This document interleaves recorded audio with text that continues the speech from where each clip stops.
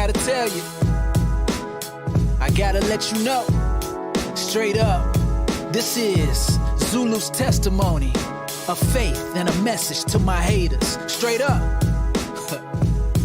Let's go. No holding back. All right, I want to thank you for joining me today for my lecture entitled Negroes for Sale, the Business of American Criminal Justice. Now, I'm a trial lawyer by trade, and I became a lawyer because I was inspired by my grandfather's admiration for great civil rights lawyers, specifically Avon Williams, who was a great civil rights lawyer in Nashville, Tennessee, as well as other great civil rights lawyers like Charles Hamilton Houston.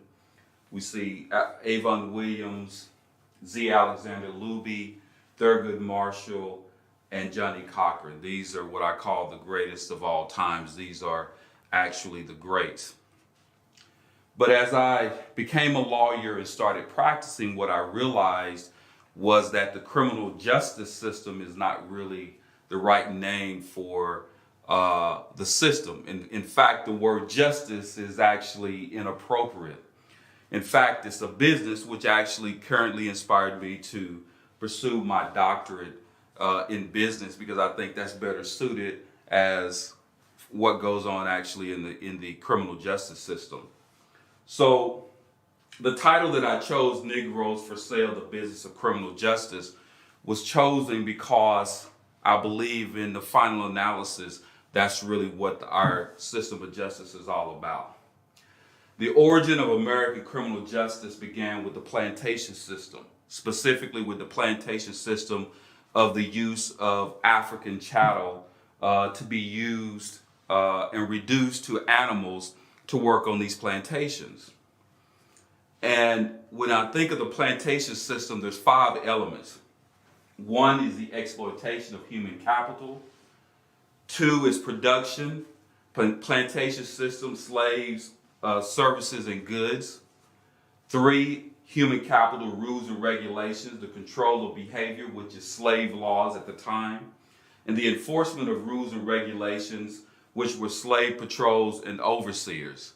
And as we go through this lecture, what you'll see is that these 5 elements that basically was at the foundation of the plantation system has continued to be the 5 elements that has, as the criminal justice system has progressed, has maintained. But when we talk about the exploitation of human capital, it has always been the exploitation of African Americans, right? So now, when we think of the 13th Amendment, actually after the Civil War, we realized there was the Emancipation Proclamation and ultimately the signing of the 13th Amendment to the Constitution. And that basically the 13th Amendment stated that the amendment states that neither involuntary servitude nor slavery should exist within the United States. But however, there were only allowed to be a form of punishment for those who committed a crime and were duly convicted.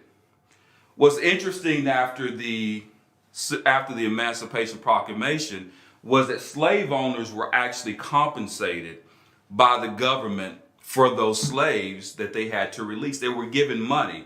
They were the only ones that were given actually reparations. So in essence, what the 13th Amendment actually did was actually made the government the new plantation. So instead of there being private plantations, the government, after the Emancipation Proclamation or the signing of the 13th Amendment, actually made the government the new plantation owner. Now, after the 13th Amendment and after slaves, after Reconstruction, what was implemented was what it was called slave laws.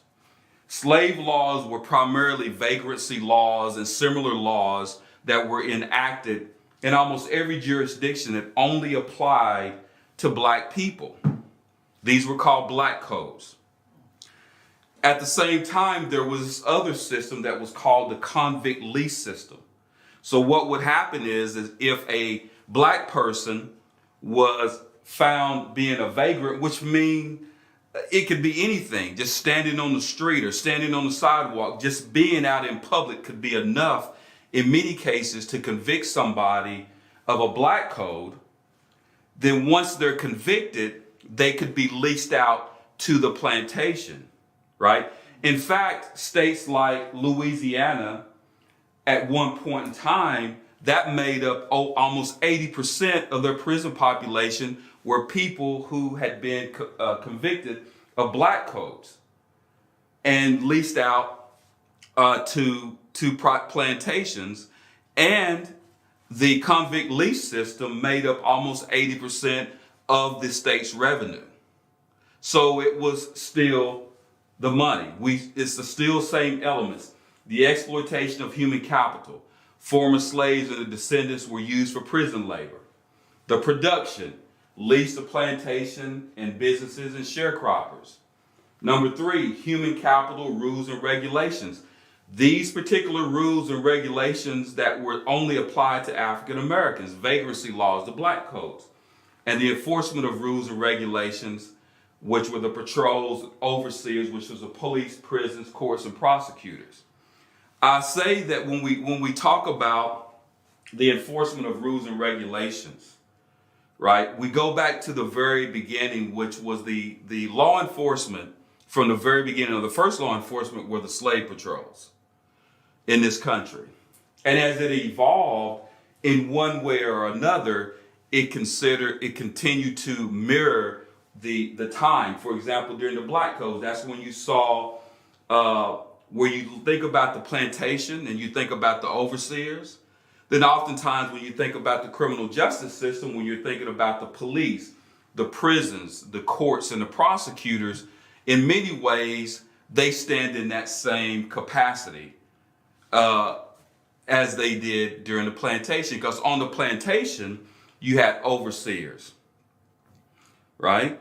So it was almost the same thing. And then we see, and when we talk about black codes and the convict lease system, it started at a very young age. They were beginning to take black young men into our boys into custody as when they're 10, 11, 9 years old, and putting them on plantations just as they did during the slave days. Now we move to what I call the Jim Crow Senior and the COINTELPRO aspect. Now what we've gone through the Black Code period. And during that particular time, and up to the time of Jim Crow, there was this argument. There's a famous case called Plessy versus Ferguson, which says separate but equal, meaning that basically it was legal to separate people and to segregate people as long as the accommodations were similar or the same, right, or equal. And in almost all cases, that was really not the case. And that continued with this whole idea of the black codes. There was a lot of similarities between Jim Crow's and the black codes. In fact, Jim Crow laws, you could actually be punished for violating laws relative to the time related to what they consider to be Jim Crow. And for those, when we talk about segregation, just to be clear, I'm talking about the separation between white people and black people during the time period. So as we go on through this time period of Jim Crow, then what we started seeing a lot of pushback. As we go into the civil rights movement, we saw people like Dr. King and the Southern Leadership Christian Organization. We started seeing the Black Panther Party. We started seeing SNCC, Students in Nonviolent Coordinating Committee. We started seeing all these organizations that were pushing back with the issues at the time.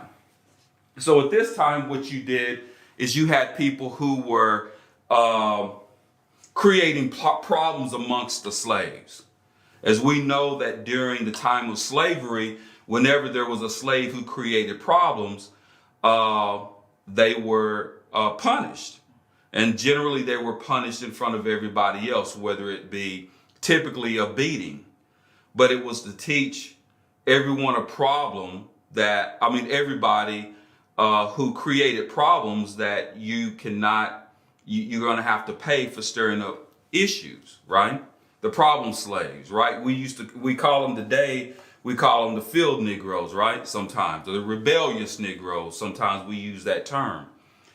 And so in order to deal with those people at the time who were creating these issues, they instead of being, obvious about what they were doing, they created intelligence programs, specifically the covert intelligence program that was created by J. Edgar Hoover. And part of what happened with the COINTELPRO is the acronym that was used, was that although it talked about focusing on organizations that were or what they consider to be somewhat terrorist organizations or domestic terrorist organizations, it almost always focused specifically on black people and black organizations. And they infiltrated organizations like US, United Slaves. They infiltrated organizations, obviously the Black Panther Party, Dr. King, the Nation of Islam. All these organizations were infiltrated. And specifically, it says that they were going to target any black person who was going to be seen as a black messiah, right? As a result of COINTELPRO, many of these organizations became dysfunctional.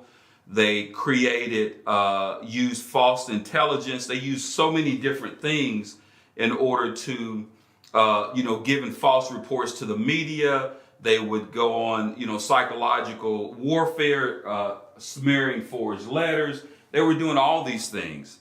Most of these individuals during that time, many of them left the country and went into exile. Many of them, people like Geronimo Pratt, ended up in prison, and people like Dr. King and Malcolm X ended up dead. And this was the result of this COINTELPRO movement. Of course, here we'll see Dr. King. We also see the Black Panther Party. And it's still back to the same 5 elements, the exploitation of human capital.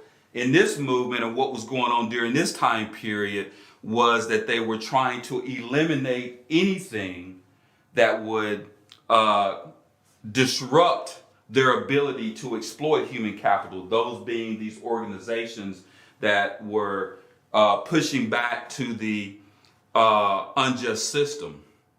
And of course, it still goes back to the whole thing. We still talk about the money that is made on the prison labor, the human capital rules and regulations. We go from the new black codes and intelligence mandates of the COINTELPRO, and the same elements of the same people were used to enforce these rules and regulations during this time period.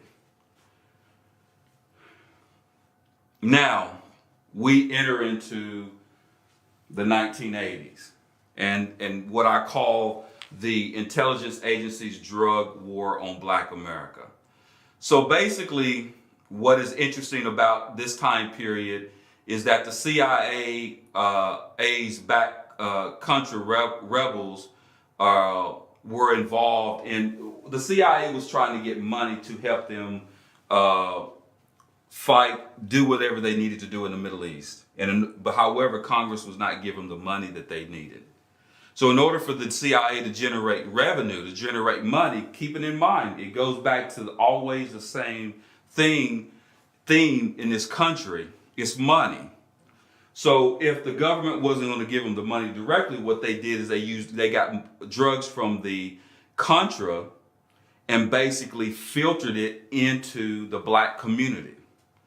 There was a book that was written, if you've never read it before, it's called Dark Alliance. It was written by a really good journalist by the name of Gary Webb from Northern California. And he basically breaks it down on how the CIA infiltrated put drugs into the black community in order to generate revenue. But also during this same time period, as we began to start going towards the late 80s and the Ronald Reagan's war on drugs, where you began to start getting harsher and stiffer laws against, certain drugs, specifically the sentencing for crack cocaine, which is primarily considered to be a black and brown drug, was far more severe than the sentence that you would get for powdered cocaine, right? So now what they're doing when we talk about the issue of the laws is that we're seeing that the sentencing and the discretion to enforce these laws were always directed towards black people. They were always directed towards African Americans. Then even as we begin to start going into the early 90s, we had much of the same situation where you had the crime bill, which again, it was about creating harsher sentences where you had individuals who they were putting into prisons and throwing away to keep putting them on the new plantation, right? Now, what would be the motive of why you would take a situation within the black community, keeping in mind that as you go into the crack cocaine era of the 1980s and even of the 1990s, you did not see the same type of devastation that you saw prior to that period. The 60s and 70s, although you did see issues with other drugs that people were using, you did have issues with heroin and other things that were going on, but it was just completely destroyed the black communities in the 80s and 90s. It accomplished a lot from the perspective that there was a lot of money generated, and it was also the time period in which private prisons were brought on the scene. So the prison population just really expanded at that time. And as a result, we saw black people going to jail in numbers that we had never seen before. Now, the 5 elements: exploitation of human capital, prison labor from the convictions of drug use and the drug trade, the production, again, the prison labor, the prison as a consumer. That's something that we never really understand. How do we make all this money? What is really into it? How can you make money in the prison system? What are you really talking about? The 80s and 90s until this time has created, not only was prior to this time, the prison system basically was the utilization of human capital. Now we still have that because you had private companies that actually use prison labor in some states to actually make products, right? Cheap labor. But what also happens is that now the prison itself has become a consumer. Number one is there's a thing called commissary. In other words, when you're in prison or you're in jail, people can give you buy things, right? You can buy cups of soup, you can buy candy bars, you can buy snacks, you can buy all these things, but you have to buy them from a particular vendor, right? Who's making a lot of money. The products that are sold to prisoners are sold at a higher rate than they are sold on the street. So these vendors are making a lot of money, by selling to these inmates, the commissary. You have other things like telecommunications. You have no idea how much money it costs to call somebody in jail. You just can't call. There's not like a payphone on the wall like you see on television. See, there's certain telecommunications companies that have actually contracts with the penal system or the penal institution. And so you have to put a certain amount of money on a account in order for them to even talk to you, right? I mean, they're making millions and billions of dollars off of telephone calls, just to make a telephone call. There's no way that you can speak to your loved one in jail unless you have to make a deal with this specific telecommunications company. In order for you to send certain things in certain prisons, you have to purchase it from a particular company. In order to send books, in many cases, you have to go through Amazon, right? So the prisons, the things that they wear, their toothbrushes, where you're buying a Tylenol. Like you can go to the 99 cent and get a Tylenol. these companies are probably selling 2 Tylenols to the penal institution for probably $20. I mean, it's a cash cow. So everything that they're doing in these prisons, these private companies that they're using are making money, and many of the people who are investing in these companies are our legislators, some of the richest people in our country. They are, in some places, even prison guards are investing in these companies. I mean, it is absolutely, there's so much money that can be made, not to mention the bail system. You know, I mean, when you're taken into custody and you have to post bail. So, I mean, it's just an extremely profitable and one of the most profitable businesses in the country. There's way too much money, right? And then we talk about the rules and regulations. What's interesting and what people have to understand about the way that the criminal justice system works is that nothing really is as simple as it sounds. The reality of it is that white people and black people do dirt at the same rate. Nobody is really doing less dirt than the other person. It's a matter of how you're focusing your enforcement. It's a matter of how the district attorneys are use their prosecutorial discretion. So in many cases, when the prosecutor, if you're arrested, the case goes to the prosecutor. The prosecutor then makes a decision as to whether they're going to charge you or not. Now, there is no transparency in who they decide to charge. There's no statistics, there's no way of looking, but I can assure you, if you go into most courtrooms around this country, you'll find out that if you happen to be black or Latino, it's more likely that you're going to be charged than somebody else. And there's no question about that. And they have complete discretion in that process. The second issue is when you're talking about plea deals. I mean, we basically live in the plea deal system. It shouldn't be called the criminal justice system. It could easily be called the plea deal system. Because what happens is when individuals are charged with criminal acts, they are offered plea deals. In other words, they're typically offered a fraction of their exposure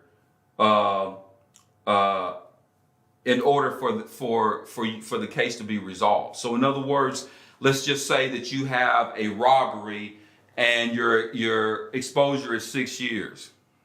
They may offer you 2 years, and you take the 2 years and let's say formal probation. That's the way it works. Now, what happens when they're doing the sentencing? There is no sentencing guideline. There is no transparency. And we have no idea how they make those decisions. But what we do know is that black people in plea deals get way more time than white people. Is that an accident? Right?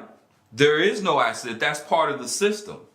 So when we talk about, although we're talking about the same laws on the books, there's a lot of discretion in that.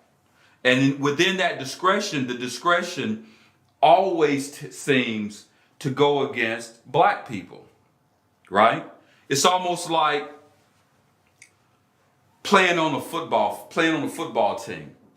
And you know, when you play a sport, some games are at home and some games are away, right? And I used to have a coach that used to always say that when you play at home, just keep it close. But when you play on the road, you got to blow them out. You cannot leave it in the hands of the officials because the calls are not going to go your way. It's not your stadium. It's not your spectators. It's not your fans. It's not your locker room. It's not your field. So if it's a matter of a call, you're going to lose. So being black in America is like playing a whole schedule of away games, because we don't have no home games. Every game that we have is an away game. So that means that we cannot leave any calls in the hands of the official because the calls are never going to go our way. That's what it's like. That's kind of the way it works. And I can just tell you that I'm not speaking from a conspiracy. I'm speaking from facts. All you have to do is look at the numbers. The numbers don't lie. There is no accident that black people get longer sentences. It is no accident that black people are more likely to be prosecuted. These things are not accidental. More likely to get stopped. And if you're more likely to get stopped, you're probably more likely to get charged. And now in the age of where we see things on video camera, we see that when individuals are taken into custody, there's obviously much different treatment between people of color and white people, right? So if you're going into churches and you're killing people, and they're going to take you by and buy you Burger King on your way to jail, that's much different than what we've been seeing with all these other killings where these individuals aren't doing anything except running. In some cases, and in some cases, they are in complete control. They have handcuffs on them. We saw it in George Floyd. We see that it's not an accident that we're seeing these killings at these numbers, because it's part of not the system. Well, I could say system, but part of the business. So there's not really going to be much said about it, because in the final analysis, we care the most about the money. We talked a little bit about the private plantations, and I put the private plantations are back in business, private prisons, and big business. We talked about in the 80s where you had the private prisons. That's now what you've done is we took the plantation, and the government took over the plantation. Now they're giving a little bit of it back. But when you're in the private prisons are just like the plantation, because places like GEO or CCA, they make profits at the expense of black people. And like on the plantation, poor health services, excessive force, lack of appropriate care to private prisons are always under scrutiny, because it is pretty much a new plantation. Not to mention in these private prisons, the type of money that they're making. I mean, many of your legislators have these things. This is stock market. This is on the stock market. This is not the imprisonment of human beings is on the stock market, right? So if that's not, what are you paying? What are you investing in? You're investing in human capital, right? That's really what it is. If is that not plantation? Why would you put the imprisonment of a human being and invest in that? So what they do is, let's say, for example, the average cost of keeping a person in prison was $100 a day. Well, they just charge $200, right? And so in other words, so they're making all their money. The taxpayers are paying again, for human capital. And we see that basically GEO and CCA, they're the biggest ones. And they basically, not only do they have local, but as you can see, the federal government had, the Board of Prisons have facilities that are actually, and many of your senators, many of your congressmen are part of that. We go back, exploitation of human capital, private prisoners, the production plantation system. Then you got the human capital rules and regulations, sentencing laws, and prosecutorial discretion. The district attorney's office, in many cases, have completely taken over the job of plantation overseers.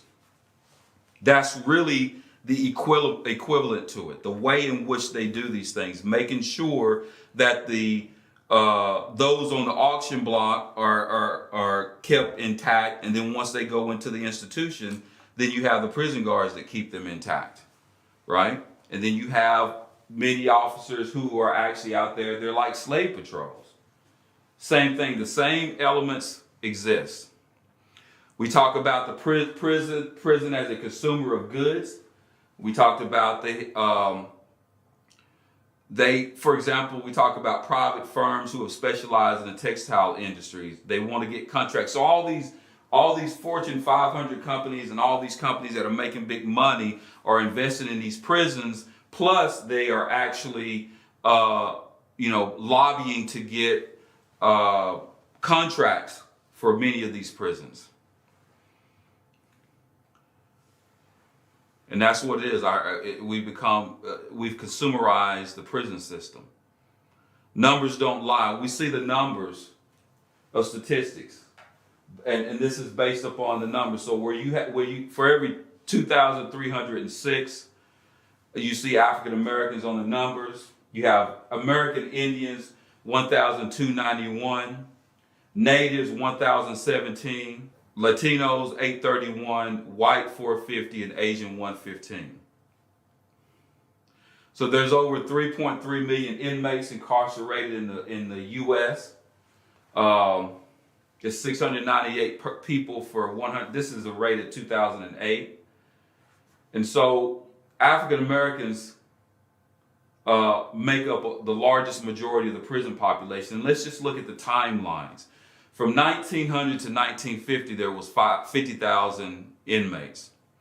From 1950 to 1970, you're talking about 75,000. 1970 to 1980, 110,000. 1980 to 1990, 175,000. 1990 to 2000, you're talking 500,000. As we go into the 2000s, we're talking about 2 million. I mean, we have such a large prison population that it's just unbelievable. Now, the question is, what do we do about it? How do we deal with it? The question is, how do we get off the auction block? What is it that we need to do? And we talked about in the book that I just did, When the Jury, Money, Vote, and Pride Comes Black. Jury. We have to lobby and mobilize because the jury is a very critical issue. What happens in most cases is that you have, the way the criminal justice system works is that if you choose to challenge your conviction, then you go into court, and there's actually, in most cases, 12 people sitting in a jury box that are going to look at your case and make a decision as to whether you're guilty or innocent. The most important aspect of the American criminal justice system is the presumption of innocence. The reason why race makes every bit of a difference is for this reason. Most white Americans trust the police. Most white Americans do not have a negative experience with police. They trust the courts and do not believe that the police would arrest an innocent man, nor would the courts try to prosecute an innocent man. They don't believe those things would happen. Now, if you're to presume someone is innocent, you also have to presume two other things. You have to presume that the police arrested the wrong person. You would also have to presume that the courts are trying to prosecute the wrong person. If you don't presume those two things, then you cannot presume innocence. Those things do not exist in the same space. The jury system is the most important system. And I'm going to tell you that prosecutors, the way that the jury system works is that jury panels are chosen. They're brought into a courtroom, and through a process called voir dire, then 12 people are chosen. Generally, most jury panels are not predominantly African American. I have many times no African Americans. And oftentimes, even when there are African Americans, the prosecutor will go out of their way to make sure that there's not an African American on a jury, because they know they have a harder time with a case in front of an African American, because an African American is not going to allow them to an innocent person to go free, but they are going to hold the prosecution to their burden of proving the case beyond a reasonable doubt. As black people, what has to happen is there has to be a demand and a focus on the jury system. Why? Because when police officers are being tried for abuse, and the people on the jury panel who trust police officers are unlikely to convict that officer. However, if you're going to have people on the jury that look like the people that they are trying to prosecute, then that changes the game. There has to be mobilization.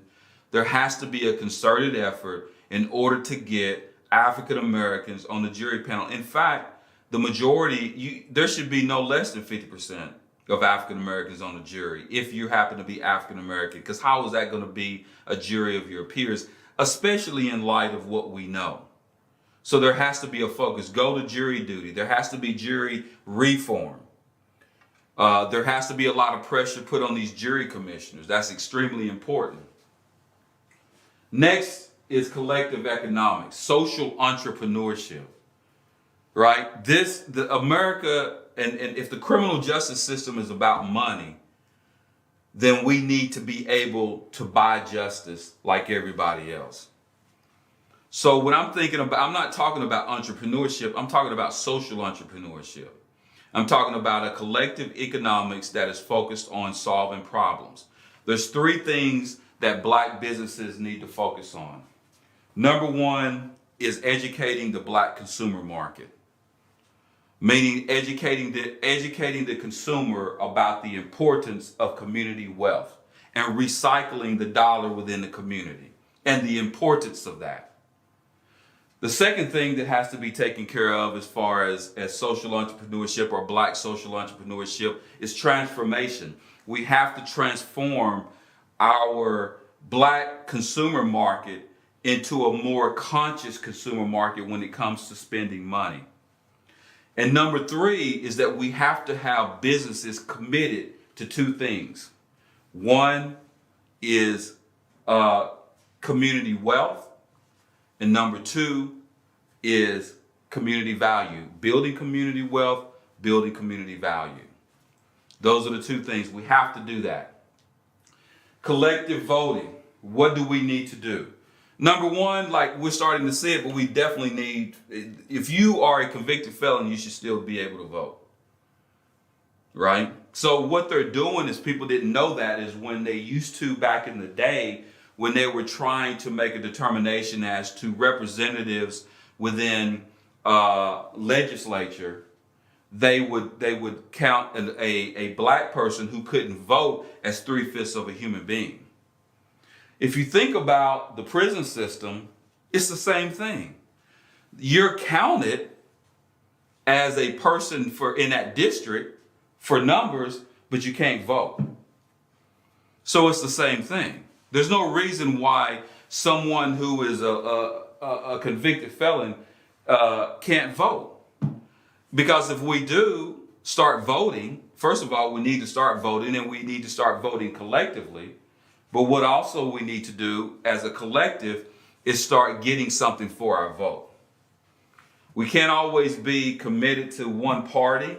And we, obviously, this is actually I think that Joe Biden was confirmed as to be the president today. So obviously we really needed to get what we had in office out of office. But from this point on, we need to make sure that we focus on demanding things from our representatives. We can't give things away.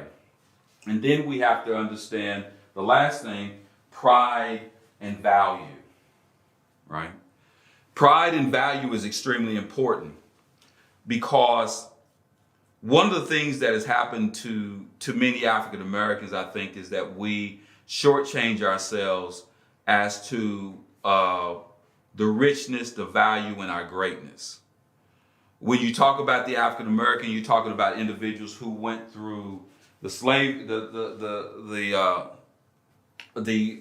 slave trade, the transatlantic slave trade, who went through centuries of slavery, who went through black codes, Jim Crow, who went through the civil rights issues, who went through COINTELPRO, all of this, but yet and still, we're still strong. And the reason why that we're often targeted in many ways is because I think they fear our greatness. People don't do those things that they fear. Nobody goes after the challenger. Everybody goes after the champ, right? You're not worried about the person. You don't go out of your way to try to stop somebody that you know that can't succeed. You go out of your way to stop people that you're fearful of. So we have to understand that greatness of us, but we also have to understand our value. That as Black people, we have to make sure that we focus on the family and make sure that we focus on, the valuable things and value our culture and being positive, right? And stop hating on each other and stop doing the Willie Lynch thing where we hate on each other. That's important. So if we're able to do those things, we can get off the auction block.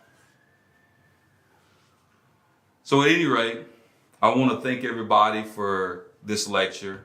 I appreciate it, and may God bless you.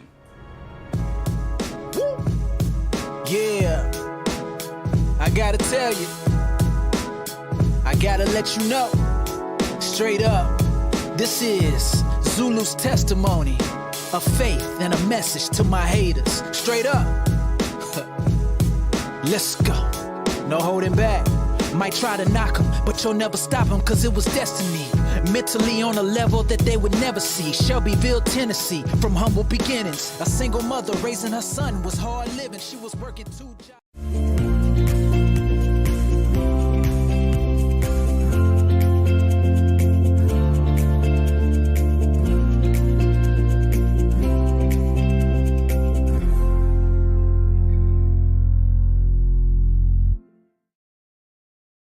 Over the past 25 years, I've had the privilege of interviewing and highlighting some truly interesting people. I mean, everyone who is anyone, both the famous and the infamous, from presidents and their first ladies to kings and queens, movie stars and pop stars, captains of industry, heads of state, sports personalities, innovative entrepreneurs, and some pretty fascinating everyday people.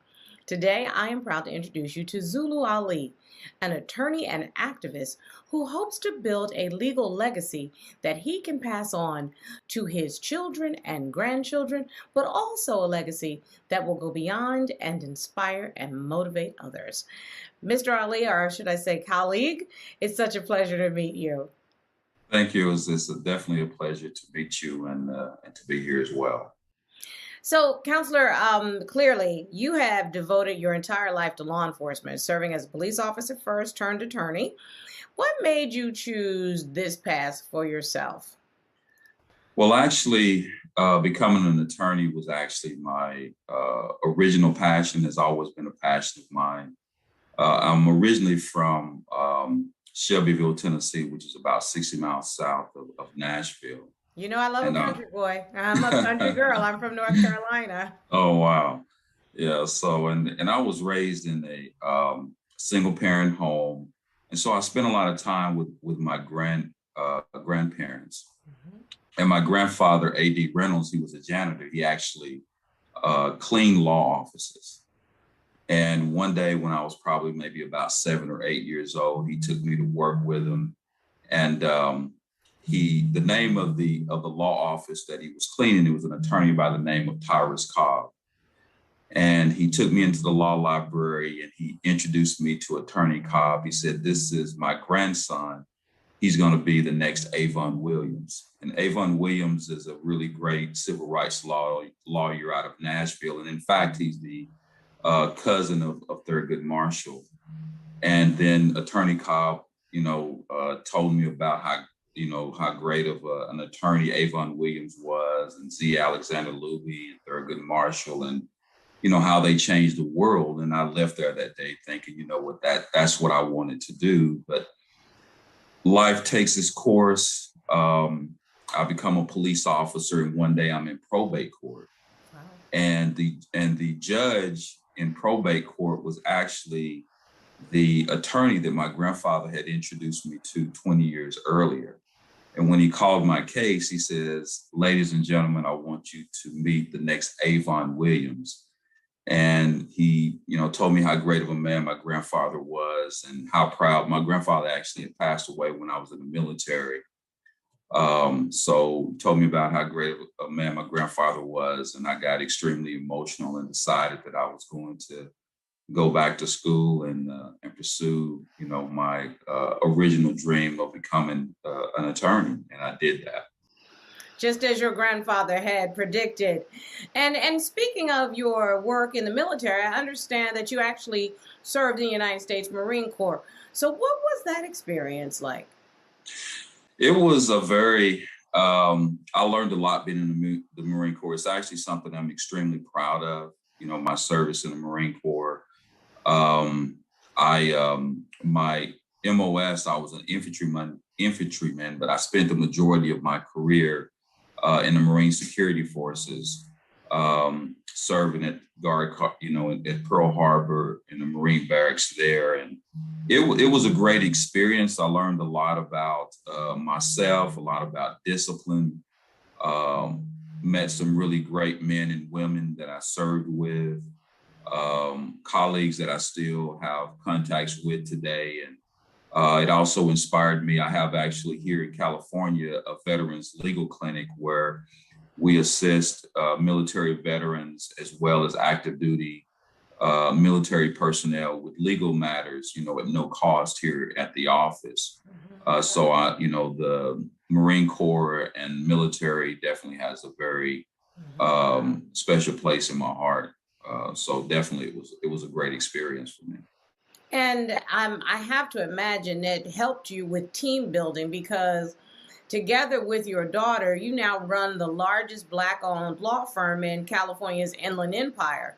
So thinking about your variety of experiences, what are the benefits of having such strong business partnerships with a family member since you have been working under the auspices of your grandfather's prediction all these years? Right. Yeah.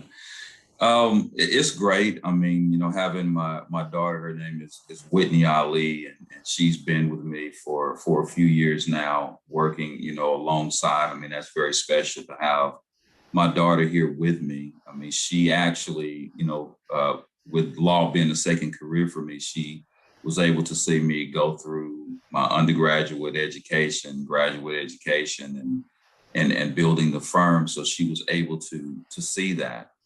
And so that's, she talks about that a lot, and it's very special, for her. But it's just great having a daughter and someone who can, carry on, that legacy.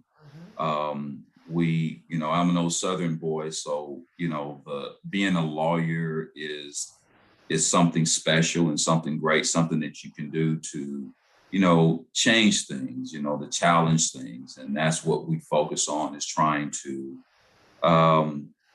challenge the courts when we feel that it's necessary, and strive to make changes in the law when the law is unjust, and to have a team of people with you that share that same passion. It's a great thing.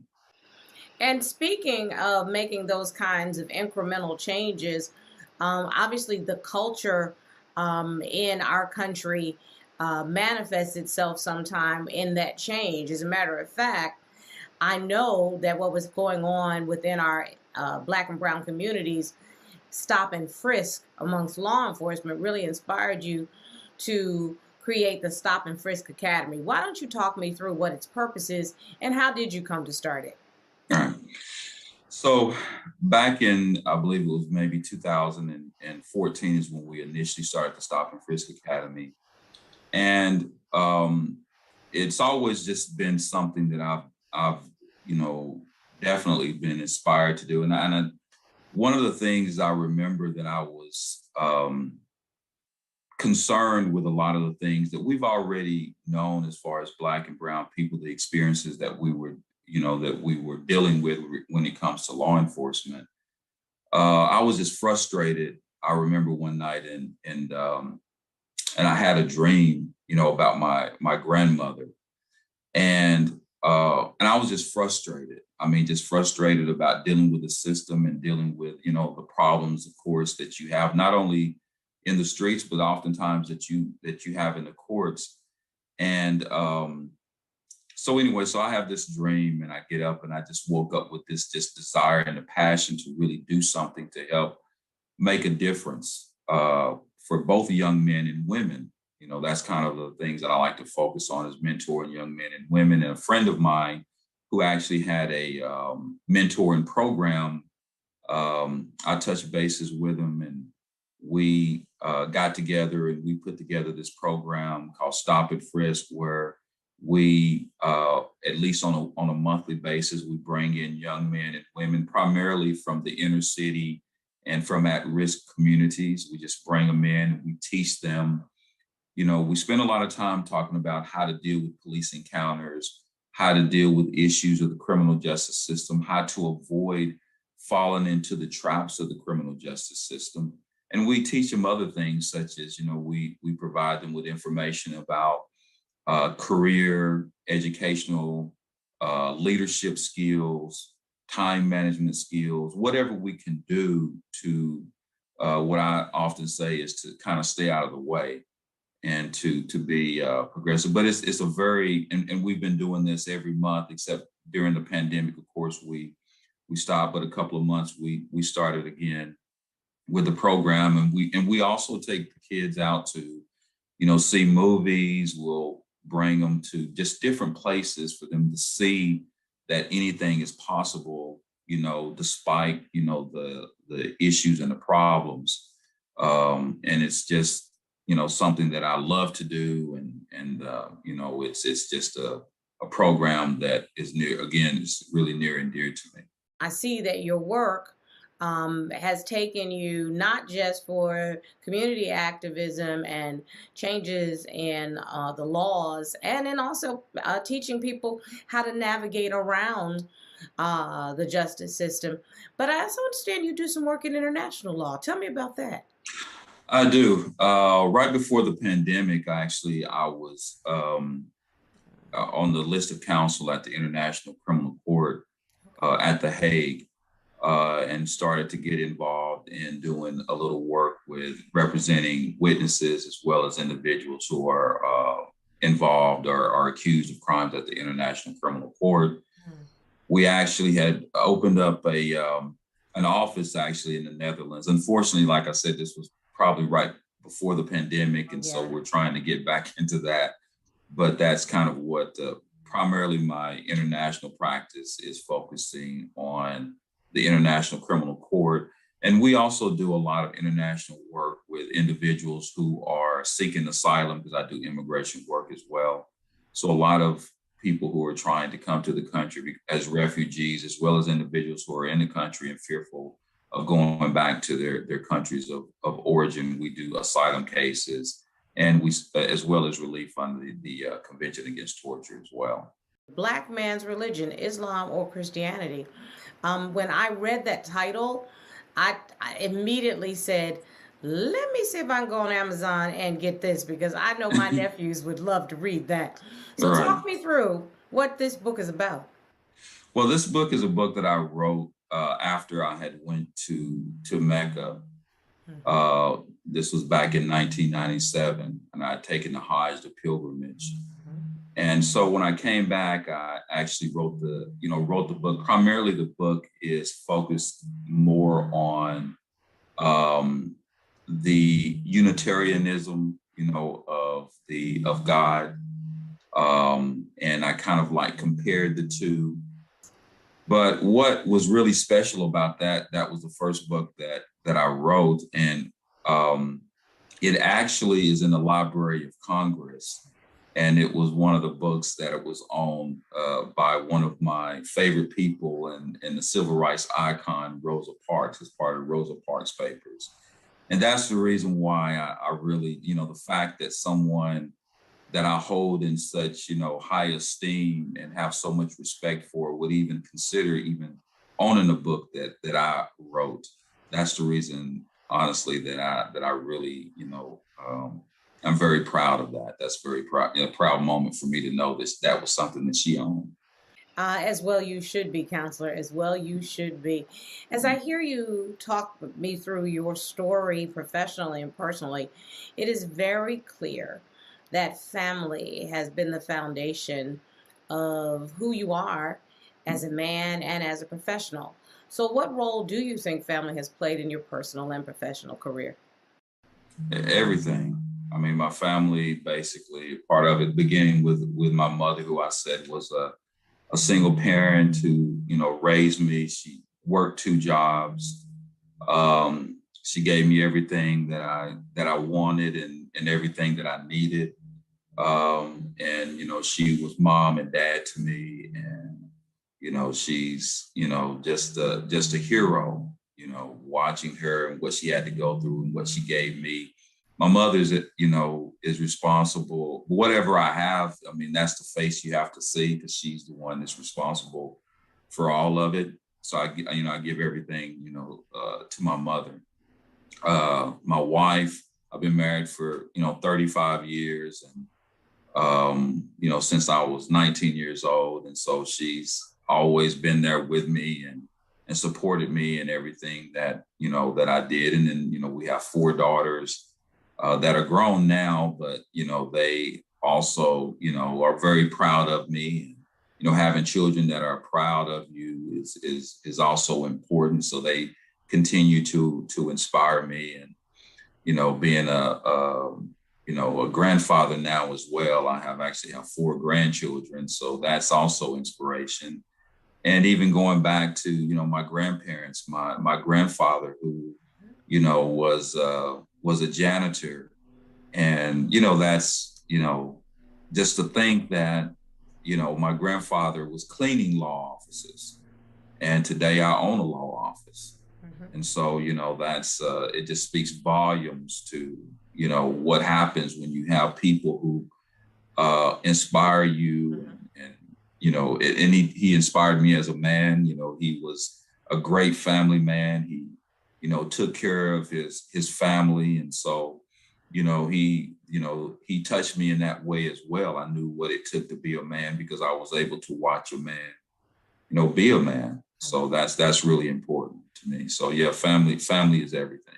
Well, it's so very clear you had that strong mother, that wonderful, strong wife, and you've become the ultimate girl dad because those women have showed you exactly how women are supposed to be treated because they have raised an amazing man. Counselor, it's been a pleasure to chat with you. I want to make sure that you convey what's the one thing you'd like the viewer of this video feature to walk away with, because the work that you have done will last for an extremely long time, much past your life and my life. And I do think will inspire others. Unfortunately, we still live in a time that, the way that you look, sometimes, people are going to, I guess, as they say in the streets, I mean, there's a lot of haters, right? And people who, hate your success. Mm-hmm. And people who may not want you to be successful, but I just want to inspire people that to go out and to fight and struggle to do, to be the best you that you possibly can be, and to not allow anyone to stand in your way or try to prevent you from, what's yours, and to realize the greatness in you, and that's what I hope people take away from it, is that you can still, regardless, I mean, you're going to run into challenges. People are going to hate on you and people are going to try to hold you down, but, keep fighting and you will be successful ultimately. And since you brought up what is a saying in the streets, let me go ahead and add to that. You are telling folk to let your haters be your motivators. That's right. And Absolutely. that's what our mamas would say to us. Your haters, your Right. motivators. Well, Absolutely. sir, you have just been a delight. There's nothing I like more than talking to my colleagues and finding out what inspired them to find their purpose in the law. The law has always been the great equalizer for me. Right. The possibility exists for justice, and I just admire those who work tirelessly every single day to make that happen for others. Thank you, sir.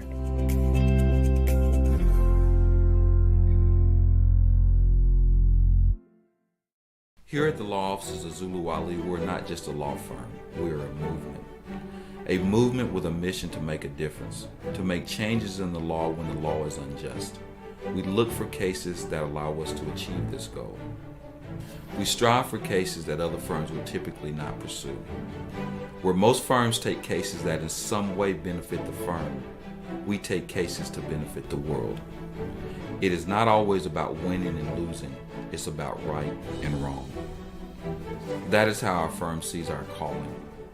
Everyone in our firm is passionate about changing the world, a very rare quality.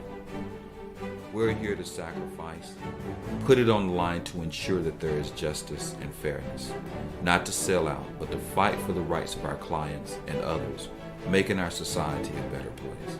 If it was all about winning and losing and not challenging the law, we would still be in segregation. Our primary focus of practice is defending the rights of those accused of crimes and protecting immigrant rights and those facing deportation. We stop people from being deported. Think about it. If it was all about winning and losing and not challenging the law, we would still be in segregation. Our primary focus of practice is defending the rights of those accused of crimes and protecting immigrant rights and those facing deportation. We stop deportation. We also represent those seeking civil justice and all other matters where the rights of individuals are jeopardized. Our vision began long ago when I was a child growing up in rural Tennessee, where I was born and raised in a working class family. My grandfather was a janitor. He cleaned law offices, and as a little boy I would go along with him, and I met this attorney at one office named Tyrus H. Cobb, who began talking to me about attorneys like Thurgood Marshall, Avon Williams, and Charles Hamilton Houston, who fought for justice and rights of others, and how they changed the world. From that moment, I knew that that was what I wanted to do. I wanted to be that type of attorney. After graduating from high school, I enlisted in the United States Marine Corps and served in the Marine Security Forces. And after being honorably discharged, I attended the Tennessee Law Enforcement Training Academy and worked for 10 years in law enforcement, serving as a police officer and an investigator. At that point, I chose to pursue my dream and vision and to become an attorney and open the law offices at Zulu Ali. If you're looking for more than a typical law firm experience and instead need a team that will fight for you with your best interests at heart while also seeking to change the justice system, then our firm is the firm for you. Justice should not be delayed. Call us today because tomorrow may be too late.